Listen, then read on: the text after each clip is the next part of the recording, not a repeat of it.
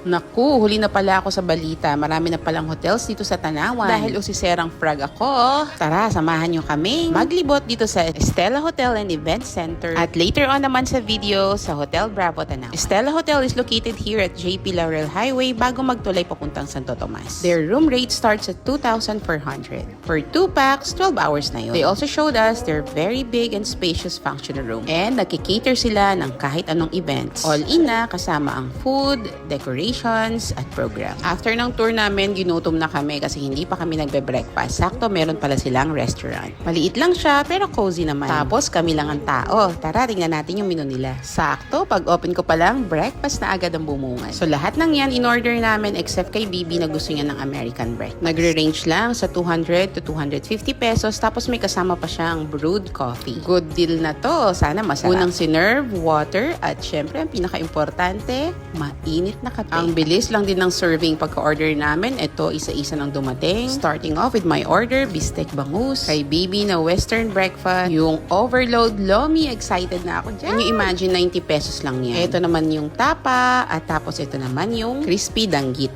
Okay. Halata naman po kung di namin nagustuhan dahil parang naubos po lahat.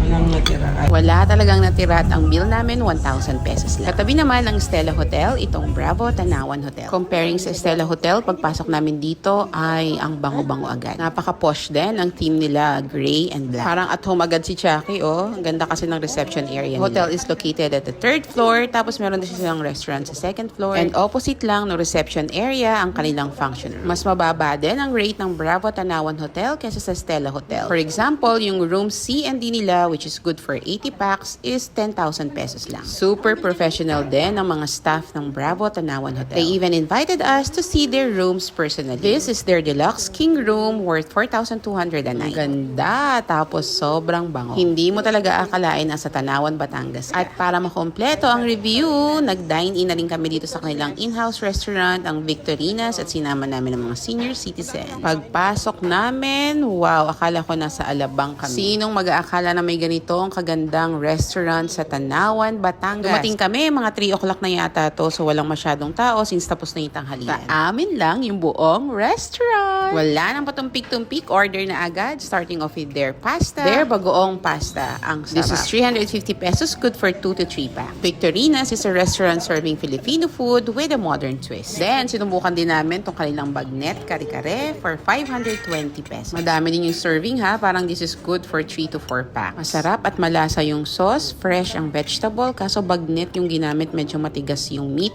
pero overall okay pa din. We also ordered their binagoongan worth 450 pesos. Siguro sanay lang ako sa malambot na pork kapag binagoongan, pero dito kasi nilagay nila ay bagnet. For me, this is the star of the day. Ang sinigang na pampano worth 870 pesos, tapos unlimited yung sabaw. Parang nakaapat yata kaming refill dyan sa serving dish at hindi pa rin nauubos yung sabaw sa teapot.